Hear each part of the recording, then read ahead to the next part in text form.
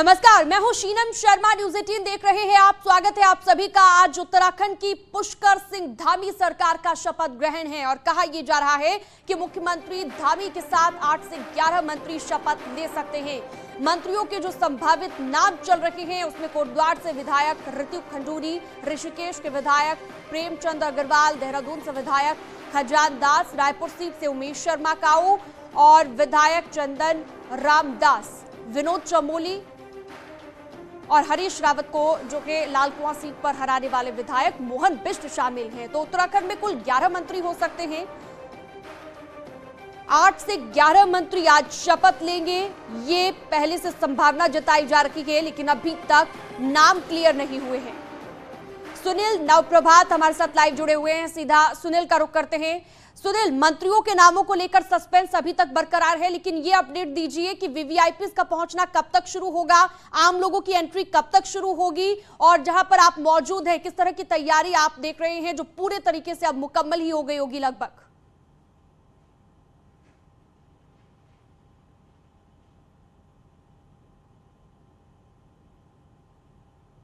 सुनील, लगता है आवाज नहीं मिल पा रही है सुनील को। तो मुख्यमंत्री पद की शपथ आज पुष्कर सिंह धामी लेंगे। सत्येंद्र हमारे सहयोगी भी जुड़े हुए हैं लगातार। सत्येंद्र, आप कहां पर मौजूद हैं, किस तरह की तैयारियां आप देख रहे हैं, क्योंकि आज शपथ ग्रहण समारोह होना है और बेहद भव्य से बीजेपी ने बनाया है। ऐसे में कब तक एंट्री शुरू होगी, क्या हलचल इस वक्त नजर आ रही है वहां पर? बिल्कुल आरजू, मैं अभी हूं जो जहां पे शपथ ग्रहण समारोह है, ऐतिहासिक परेड ग्राउंड है, उसके जस्ट बाहर मैं खड़ा हूं। आप देख सकते हैं यहां पे सुरक्षा व्यवस्था को लेकर चकाचौंध व्यवस्था की गई है, क्योंकि अब धीरे धीरे जो लोग हैं जो इस रैली में आने के लिए यहां पे आ रहे हैं, क्योंकि भले ही शपथ ग्रहण समारोह का जो समय है वो 1 से 2 बजे या 2 से 2:30 बजे का है, लेकिन लोगों का आना अभी से शुरू हो गया है। आप देख सकते हैं लगातार लोग यहाँ पे पहुंच रहे हैं, जिनको लेकर पूरी सुरक्षा की जा रही है, क्योंकि प्रधानमंत्री नरेंद्र मोदी के साथ कई राज्यों के जो मुख्यमंत्री भी यहाँ पे पहुंचेंगे, जिसको लेकर सुरक्षा की अगर हम बात करें तो पूरा चकाचौंध की है। अलग अलग अगर हम बात करें देहरादून के अलग अलग जो बैरिकेड्स लगाए गए हैं, वहाँ पे अलग अलग सुरक्षा व्यवस्था की चेकिंग की जा रही है। सबसे पहले आगे आप देख सकते हैं आगे वाला चौक, वहाँ पे भी जो लैंसडॉन चौक है, लैंसडॉन चौक पे भी वहाँ पे गाड़ियों को रोका जा रहा है, वहीं से वापस भेजा जा रहा है। वहाँ से जो भी लोग आएंगे उनको पैदल ऊपर को भेजा जा रहा है रैली के लिए। और उसके बाद जो जहाँ पे अभी हम खड़े हैं यहाँ पे चेकिंग की जा रही है और उसके बाद जो एंट्री पॉइंट एक यहाँ पे बना है अलग सा, यानी कि जो परेड ग्राउंड के अंदर जाने के जो एंट्री पॉइंट है वहाँ पे भी अलग सी सुरक्षा व्यवस्था के लिए चकाचौंध की गई है। वहाँ पे भी चेकिंग की जा रही है। करीब 20,000 पुलिस के जवान हैं जिनकी निगरानी में ये पूरा सुरक्षा चक्र बना है। जी बिल्कुल, तो सुरक्षा के लिहाज से भी पूरे इंतजाम किए गए हैं, क्योंकि वीवीआईपी को पहुंचना है। हमारे साथ शादाब शम्स भी जुड़ गए हैं, प्रवक्ता बीजेपी से, गरिमा दसवानी हमारे साथ जुड़ गई हैं, कांग्रेस से प्रवक्ता दीवान सिंह राजनीतिक विश्लेषक हमारे साथ मौजूद रहेंगे। सबसे पहले मेरा सवाल आप ही से शादाब शम्स जी, क्योंकि चर्चा अब सबसे ज्यादा इसी बात को लेकर की जा रही है कि आखिरकार धामी का नाम तो तय हो गया है, लेकिन कैबिनेट में कौन कौन शामिल होगा ये भी काफी मायने रखता है, क्योंकि मुख्यमंत्री की कैबिनेट कैसी होगी ये बहुत ज्यादा जरूरी हो जाता है। अभी तक सस्पेंस बरकरार है, पर्दा इस बात से नहीं उठा है, कितना इंतजार हमें और करना पड़ेगा? देखिए, युवा मुख्यमंत्री को कमान दी गई है, तो उम्मीद कर रहे हैं कि कैबिनेट में युवा चेहरे भी दिखाई देंगे जी। और मातृशक्ति जिसके सहारे ये प्रदेश हमें मिला, जिन्होंने मजबूत लड़ाइयाँ हमेशा इस प्रदेश की लड़ी, जो मातृशक्ति यहाँ वीरों को जन्म देती हैं और देश पे मर मिटने का उन्हें जज्बा पैदा करती हैं, वो तमाम चेहरे वो तमाम संतुलन आपको इस पार्टी में, इस कैबिनेट में दिखाई देंगे। और मैं ये कह सकता हूँ कि ये कैबिनेट वो कैबिनेट होगी जो इतिहास में याद रखी जाएगी। ये कैबिनेट वो कैबिनेट होगी जो प्रदेश को नंबर 1 राज्यों की श्रेणी में लाके खड़ा करेगी। तो इस कैबिनेट से लोगों को बहुत उम्मीदें हैं और मुझे उम्मीद है कि जो डबल इंजन की सरकार का दम दिखाने का वादा हमने किया है वो इसी कैबिनेट के सहारे पूरा होगा। तो कैबिनेट का एक एक चेहरा बहुत सोच समझ के तय किया जाएगा और एक एक चेहरे में आपको काबिलियत नजर आएगी। बिल्कुल, हम भी यही उम्मीद करते हैं और प्रदेश की जनता भी यही उम्मीद कर रही है। हमारे साथ गरिमा दसवानी जी भी जुड़ी हुई हैं। गरिमा जी, आपको कितनी उम्मीदें हैं कैबिनेट से? जैसा कि अभी अभी बीजेपी के प्रवक्ता ये जिक्र करते नजर आए कि ये कैबिनेट बहुत ज्यादा खास होगी, हर एक चेहरे को बहुत सोच समझकर इसमें शामिल किया जाएगा। आपको कितनी उम्मीदें हैं कैबिनेट से? देखिए, हम 22वें साल में प्रवेश कर चुके राज्य हैं। ऐसे में हम अफोर्ड नहीं कर सकते अब कोई भी लेम एक्सक्यूज़ हम बनाएं कि हम नया राज्य हैं, हम छोटा राज्य हैं। तो इस तरह के एक्सक्यूज़ेस की अब कोई जगह नहीं है। और ऐसे में जो भी कुछ पिछले 5 साल में हुआ, मैं एक आम नागरिक होने के नाते, कांग्रेस की प्रवक्ता ही नहीं, उत्तराखंड की एक राज्यवासी होने के नाते बहुत उम्मीद तो कर ही रही हूँ और अपेक्षा और आकांक्षा ये रखती हूँ कि जो बातें हुई 5 साल में पिछले, वो उसकी पुनरावृत्ति नहीं होगी। यही मुख्यमंत्री 5 साल रहेंगे, एक स्टेबिलिटी, एक स्थायी सरकार हमें मिलेगी। जिस तरह की नूरा कुश्ती हमने मंत्रिमंडल और मुख्यमंत्रियों के बीच में देखी, और नूरा कुश्ती तो एक साधारण सा शब्द है, हमने कहीं उसकी पराकाष्ठा देखी। तो जिस तरह का एक समन्वय की कमी नजर आई मंत्रिमंडल में और मुख्यमंत्री में, वो कम से कम नहीं देखी जाएगी। और मुख्यमंत्री पुष्कर सिंह धामी केवल एक केंद्र के रबर स्टैंप ना होकर यहाँ पर एक फ्री हैंड उनको दिया जाएगा अपने निर्णय लेने का और राज्य को एक दिशा और दशा की ओर ले जाने का। ऐसा मेरा मानना है कि केंद्र से उनको कठपुतली की तरह ना नचाया जाए। उनका अपनी सोच क्या है, उनका अपना विजन राज्य के लिए क्या है, क्योंकि 6 महीने जो उनको मिला था पिछले 5 साल में, उसमें उनको अपने आप को साबित करने का समय नहीं मिला। वो पिछले अपने पुराने 2 मुख्यमंत्रियों के फैसलों को बदलते और पलटते ही नजर आए। और ऐसे में इस बार वो अपने ब्लूप्रिंट के हिसाब से, अपने रोड मैप के हिसाब से राज्य को एक दिशा देंगे। टूरिज्म सेक्टर हमारा गर्त में जा रहा है, लोगों को कोरोना काल में बहुत नुकसान हुआ है, बेरोजगार बड़ी आशा भरी नजरों से देख रहे हैं, महिलाएं बहुत ज्यादा अपेक्षा कर रही हैं। जी जी, तो महिलाओं का आपने जिक्र किया, बुरी चीजें हुई उसकी पुनरावृत्ति नहीं होगी, ये मैं अपेक्षा करती हूं। आपने जिक्र किया, मैं लौटूंगी आपके पास। भारती सकलानी हमारी सहयोगी जुड़ी हुई है हमारे साथ। भारती, क्या अपडेट मिल रही है आपको? क्या कोई जानकारी, कोई अपडेट शपथ ग्रहण समारोह को लेकर आपके पास?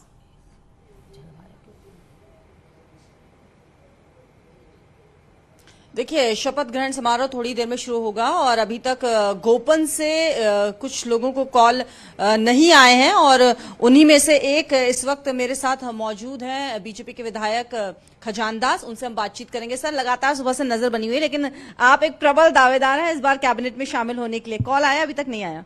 देखिए, अभी इस प्रकार का कोई कॉल नहीं आया है और मैं ऐसा भी नहीं बता सकता हूं कि मैं प्रबल दावेदार हूं। भारतीय जनता पार्टी जैसा चाहेगी, ये माननीय मुख्यमंत्री का विशेष अधिकार होता है। किसको मंत्री बनाना है, किसको नहीं बनाना है, ये उनका अधिकार है। और कुल मिलाकर के हमारा संगठन और केंद्रीय नेतृत्व मिलकर के तय करते हैं। तो इसलिए अभी तक इस प्रकार का कोई संदेश नहीं है। सर, लेकिन उम्मीद तो होगी ना, इतनी बार क्या विधायक रह चुके हैं, पूर्व की अगर हम बात करें उस वक्त आप मंत्री रह चुके हैं। हाँ, देखिए, पूर्व में तो मैं मंत्री भी रह चुका हूँ और मैं तीसरी बार विधायक बनाया हूँ जनता ने। मैं जनता का आभार व्यक्त कर रहा हूँ, किंतु विशेषकर मंत्री बनाना न बनाना ये माननीय मुख्यमंत्री का विशेष अधिकार है। सर, इस बार कैबिनेट का स्वरूप किस तरह से देख रहे हैं आप? देखिए, बहुत ही अच्छा स्वरूप होगा। धामी जी के नेतृत्व में बहुत अच्छा एक कैबिनेट का जिस तरह से विस्तार होने जा रहा है, जिस तरह से मंत्रिमंडल का गठन हो रहा है, ये बहुत बड़ी खुशी की बात है। और धामी जी के नेतृत्व में हम सब मिलकर के काम करेंगे। एक जिस प्रकार का जनता ने आशीर्वाद दिया है, प्यार दिया है, उनके विश्वास में खरे उतरने का हम काम करेंगे। लेकिन सर, आपको लगता है कहीं ना कहीं नए चेहरों को भी जगह मिलनी चाहिए? बिल्कुल सही बात है कि नए चेहरे कुछ बिल्कुल उनको जो है जगह भी मिलनी चाहिए और एक नई जोश, नई उमंग और युवाओं को भी तरजीह देनी चाहिए। तो खजानदास जी को आप सुन रहे थे जो कह रहे हैं अभी तक उनके पास कोई कॉल नहीं आया और वो खुद को मान भी नहीं रहे हैं कि वो एक प्रबल दावेदार है, लेकिन उम्मीद जरूर है, क्योंकि पूर्व की अगर हम बात करें तो मंत्री भी रह चुके हैं और इसके अलावा भी कई पदों पर उन्हें बीजेपी ने मौका दिया है काम करने। ठीक है, खजान दास से आप बात कर रही थी, इससे पहले रेखा आर्या से भी आपने बात की, इनको अभी तक कोई कॉल नहीं आया है। सुनील भी हमारे सहयोगी जुड़े हुए हैं हमारे साथ। सुनील, आप कहां पर मौजूद है, किस तरह की अपडेट्स मिल रही है, क्योंकि चर्चा अब सबसे ज्यादा कैबिनेट के संभावित चेहरों को लेकर ही हो रही है।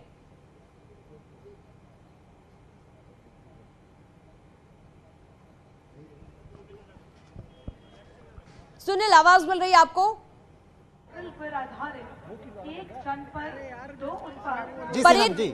परेड ग्राउंड में आप मौजूद हैं, क्या तस्वीर अभी आप देख रहे हैं? कब तक एंट्री लोगों की शुरू होगी? कौन कौन पहुंच रहा है, कोई जानकारी? देखिए सीनम, लोगों की एंट्री शुरू हो चुकी है। देहरादून में वीवीआईपी मूवमेंट भी शुरू हो गया है। जो अन्य राज्यों के मंत्रियों को यहाँ पर आना था, मुख्यमंत्रियों को यहाँ पर आना था। लेकिन इससे पहले मैं आपको एक बड़ा अपडेट दे दूं। आप मेरे पीछे ये मुख्य मंच देख रहे हैं। यहाँ पर डीएम देहरादून और सेक्रेटरी आर मीनाक्षी सुंदरम लगातार इस मंच की निगरानी कर रहे हैं, व्यवस्थाओं का जायजा ले रहे हैं। इस मंच पर करीब 50 से 60 की संख्या में कुर्सियाँ लगाई गई हैं, चेयर लगाई गई हैं। इनमें से 10 जो सीटें हैं, 10 जो चेयर हैं, वो नामित मंत्रियों के नाम से वहां पर सीटें लगाई गई हैं। अगर आप देख पा रहे होंगे कैमरे की नज़र से, तो बाकायदा उन पर चिट लगाई गई है। नामित मंत्री के नाम से 10 सीटें वहां पर रखी गई हैं। ये इंडिकेट करता है कि मुख्यमंत्री के साथ 10 मंत्री शपथ ले सकते हैं। इसके साथ साथ जो 10 सीटें यहाँ पर लगाई गई हैं, और जो आप प्रोग्राम देखें, जो शेड्यूल देखें आप पूरे शपथ ग्रहण समारोह का, तो 20 मिनट का समय दिया गया है मंत्रियों को शपथ ग्रहण के लिए। यानी कि अगर मुख्यमंत्री को जिस तरह से समय दिया गया है 2 मिनट का, तो 20 मिनट में 10 मंत्री शपथ लेंगे और ठीक 10 चेयर नामित मंत्रियों के नाम से इस मंच पर लगाई गई हैं, मुख्य मंच पर लगाई गई। यानी कि मुख्यमंत्री पुष्कर सिंह धामी के साथ 10 मंत्री भी शपथ ले सकते हैं। लेकिन सुनील, जिस तरह से हम बात कर रहे हैं अभी तक बहुत सारे मंत्री ऐसे हैं जिनके पास फोन कॉल नहीं आया है, या फिर हम कहें कि उन्हें शामिल नहीं किया जा रहा हो कैबिनेट में, लेकिन अपडेट्स अभी तक कोई भी इस तरह का नहीं मिल रहा है कि किसी के पास फोन कॉल गया हो। खबरें ये भी थी कि मात्र 2 घंटे पहले बताया जाएगा मंत्रियों को जिन्हें शपथ लेनी है। तो इस सस्पेंस के बारे में हम बात करेंगे। आप बने रहिए हमारे साथ। दीवान सिंह राजनीतिक विश्लेषक हमारे साथ जुड़े हुए हैं। जी सुनील, आप बने रहिए। दीवान जी, आप इस सस्पेंस को किस तरह से देख रहे हैं? 10 मंत्रियों के लिए कुर्सी भी लगा दी गई है। दीवान जी, आवाज मिल रही है आपको? चलिए दीवान जी, मैं आपके पास लौटूंगी। सुनील के पास एक ताजा जानकारी मिल रही है। सुनील बताइए।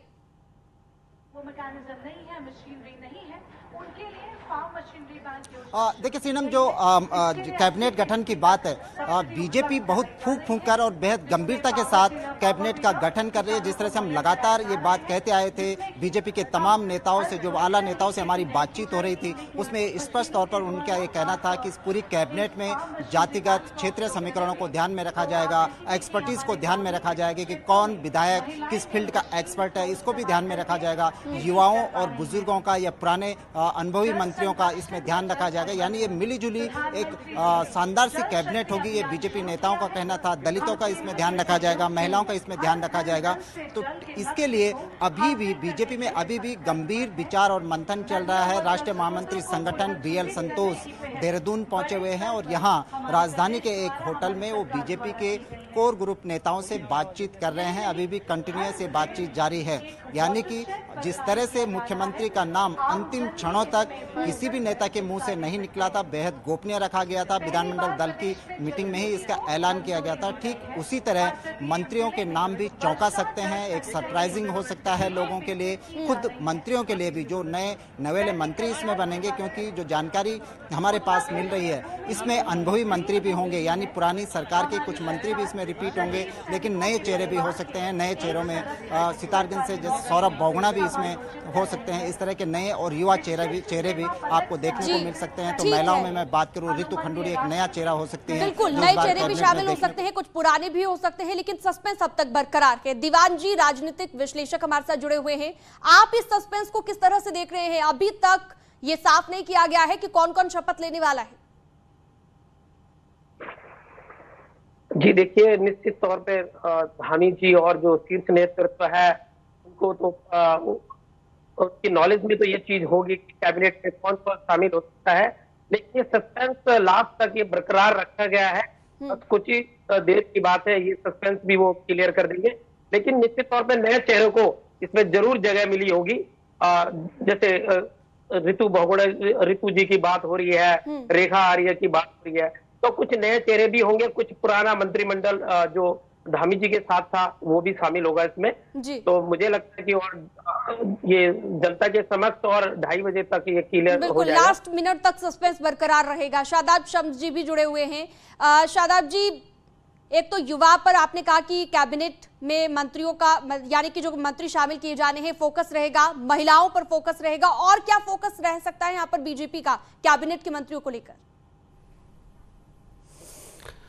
देखिए, मुझे लगता है कि हमें एक बहुत खूबसूरत गुलदस्ता सजाना है जिसमें एक्सपीरियंस भी हो, जिसमें मातृशक्ति भी हो, जिसमें युवा भी हों, और मुझे लगता है कि सारे समीकरणों को, राजनीतिक समीकरणों को साधते हुए हमें आगे बढ़ना है। और मुझे लगता है कि हमारे पास जो सबसे बड़ी ताकत हमारी है वो जो डबल इंजन की सरकार है, उस डबल इंजन की सरकार के साथ समन्वय बिठाते हुए अपने अपने क्षेत्रों का विकास कराना। और मैं ये मानता हूँ कि लोगों को बड़ी उम्मीदें हैं भारतीय जनता पार्टी की इस डबल इंजन की सरकार से। बिल्कुल, और लोगों इन की उम्मीदों पर हमें खरा उतरना है कि धामी 11 कैसी हो। जिक्र भी किया कि खूबसूरत गुलदस्ता हमें सजाना है। गरिमा जी से भी एक रिएक्शन ले लेते हैं।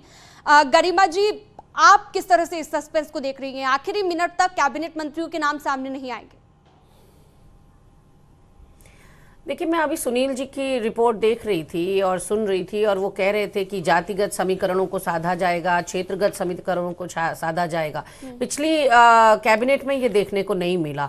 अकेले पौड़ी जिले से 5 से 6 मंत्री कैबिनेट में थे और वो यथावत रहे, चाहे मुख्यमंत्री बदलते चले गए, 3-3 मुख्यमंत्री बदले गए, लेकिन कैबिनेट जस की तस रही, कमोबेश उसमें बहुत ज़्यादा फर्क नहीं पड़ा। और एक जिले से 5 या 6 लोगों को प्रतिनिधित्व देना और बाकी जिलों को छोड़ देना मुझे नहीं लगता कि औचित्यपूर्ण है। ऐसे में 13 जिले हमारे वहाँ हैं, कितनों को ये मौका दे पाएंगे? अच्छा, और अलग अलग समीकरणों को कितना साध पाएंगे? नहीं साधा गया पिछली बार, तो आपको लगता है कि इस बार भी ऐसा नहीं होगा? शादाब जी, आपका क्या रिएक्शन इस पर? क्या इस बार ध्यान रखा जाएगा इस चीज का? देखिए, बिल्कुल हम पूरी तरह से आश्वस्त हैं कि इस बार बहुत खूबसूरत युवा मुख्यमंत्री के नेतृत्व में हमें टीम धामी नज़र आएगी, धामी 11। और हम पूरी तरह से ये एक्सपेक्ट कर रहे हैं कि ये कहावत थी, एक जिस ओर जवानी चलती है उस ओर ज़माना चलता है। तो जवानी भी आज हमारे पास है और रवानी भी हमारे पास है। पूरा पहाड़, पूरा उत्तराखंड मोदी में, भगवा में हो चुका है। और हम ये मानते हैं कि एक ट्रेलर है, 2024 से पहले का एक ट्रेलर है। लोगों ने दिखा दिया है कि वो आज भी अपने बिल्कुल, और 2024 का आप जिक्र कर रहे हैं, 2024 ही क्या वो वजह है कि 2024 को देखते हुए ही इस समारोह को भी इतना भव्य बनाने की कोशिश यहाँ पर बीजेपी कर रही है? दीवान जी, आपने देखा शपथ ग्रहण समारोह को भी ऐतिहासिक बनाने की कोशिश की जा रही है क्योंकि जीत ऐतिहासिक है। आप किस तरह से देख रहे हैं? क्या बीजेपी का टारगेट 2024 का है? इस समारोह के जरिए भी बहुत सारी चीजें खास इस समारोह में दिखने को मिल रही हैं। जी बिल्कुल, बीजेपी ये उत्तराखंड का जो ये इलेक्शन था, बेसिकली ये पुष्कर सिंह धामी के नाम पर कम और मोदी जी का जो फेस था उस पे ये वोटिंग हुई है। तो आप मोदी जी के जो पूरा उत्तराखंड उनका एक आप मान सकते हैं कि उनका भक्त है और मोदी जी को आदर्श मानते हैं और उनको भरोसा है उत्तराखंड वासियों को कि मोदी जी का जो नेतृत्व है पूरे देश का और वो उत्तराखंड के विकास के लिए जो उनका उत्तराखंड के लिए एक प्यार है, तो उस चीज को ध्यान में रखा गया है। और बिल्कुल उनकी जो 2024 के इलेक्शन को मद्देनजर रखते हुए ये होना भी चाहिए। और देखिए, यहाँ पर अगर ये सब नहीं हुआ तो जैसे आजकल आज देख रहे हैं पंजाब की राजनीति में कितना बिल्कुल सही कह रहे हैं आप। 2024 को ध्यान में रखना भी चाहिए और रखा भी जा रहा है। फिलहाल एक छोटा सा ब्रेक, जल्द लौटेंगे।